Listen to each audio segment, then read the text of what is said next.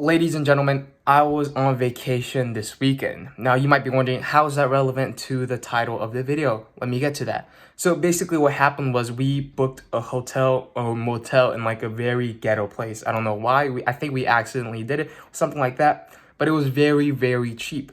And in that place, I stayed there for 3 nights. And in that 3 nights, I experienced a lot of low quality people.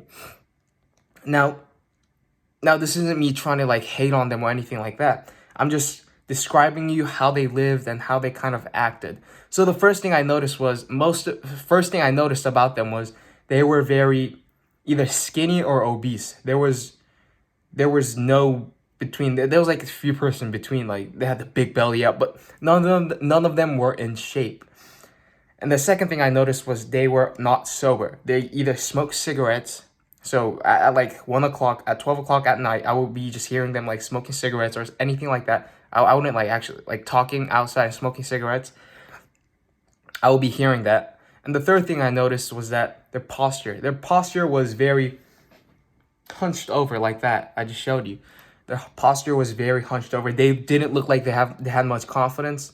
And this is like kind of weird, but there was a person living in the motel. There was like a parent and a kid, and I feel very bad for the kid because imagine living in a fucking motel. Like I literally saw the cars, like they had a car, and then the parent pickup, like the pickup, like it has a school name and like some like MS school, like I don't know, CKAMS school, and they had like a 488 or 199 pickup number. They had a kid, so mind you, they have a kid, and I'm sleeping. Okay, I'm sleeping, and it's like 4 o'clock, 3 o'clock. I don't know. It's like in the morning, early morning, like 3 a.m. I wake up and I hear fighting noises, and it's two people arguing, and it was a parent. It was a parent. It was the wife arguing with the husband, and I could hear the little kid crying, and then there was like TV going on everywhere. I felt truly bad for the kid. Like, I felt empathy towards them. But the first thing I thought of it was like, shit, bro, that could be me. That could be me if I fuck up. Because right now, I'm living with my parents. I'm basically in a comfortable situation. And I guarantee you, most of the people who end up like them were in a comfortable situation. Now, this isn't me trying to say like, oh yeah, man, those people are bad people. No, I bet they're very kind-hearted, good people. The point I'm trying to convey here is that I can imagine myself becoming them. That is a fear that I have. And I do not want to be like them. I want to help them. I want to become the person that helps them. Not shit on them. Obviously I kind of judge them, but like, I want to help them. But I could have been like that person. I could be that person. My parents could have been that person. It's truly an eye-opening experience because most of the people don't see really low quality people in their life.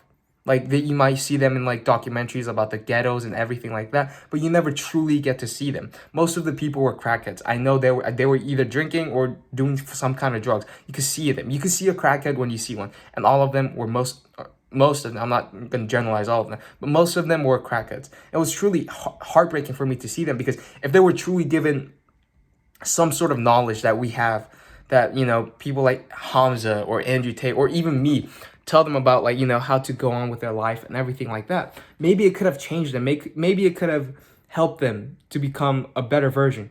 But it was truly heartbreaking to see.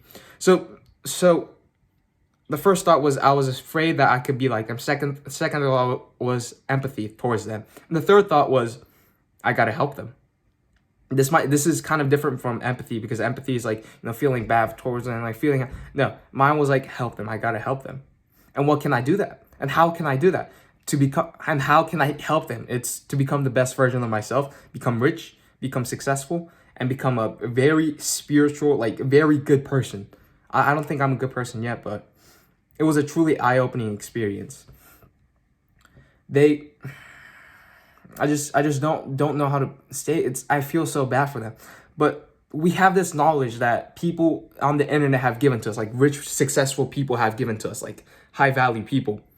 They have given to us. And if we do not take heed of those advice and even, take heed of my advice, or anybody's advice, we could end up like them. We could very well end up like them. Maybe a person watching this, you might be able to end up like them. I hope that doesn't happen to you. I hope you learn and, you know, don't end up like them, and instead end up like a person that could help them. And I think that's when I realized, like, my purpose was to learn and give. I don't know, it's kind of weird, but I don't know. It was a thought, like, I don't know, it was like a thought, learn and give. But I just want to learn, and I think that's my purpose now, like, learn and give. Learn more and then give back. So we don't see people like that anymore. I honestly, I wanted to help them, but what can I do? I'm 18. I have nothing. I have no money. I can't do anything. The most I could do is talk to them. Maybe I should have talked to them, me, but yeah. It was a very eye-opening experience. So smile more, stop blaming. Rant.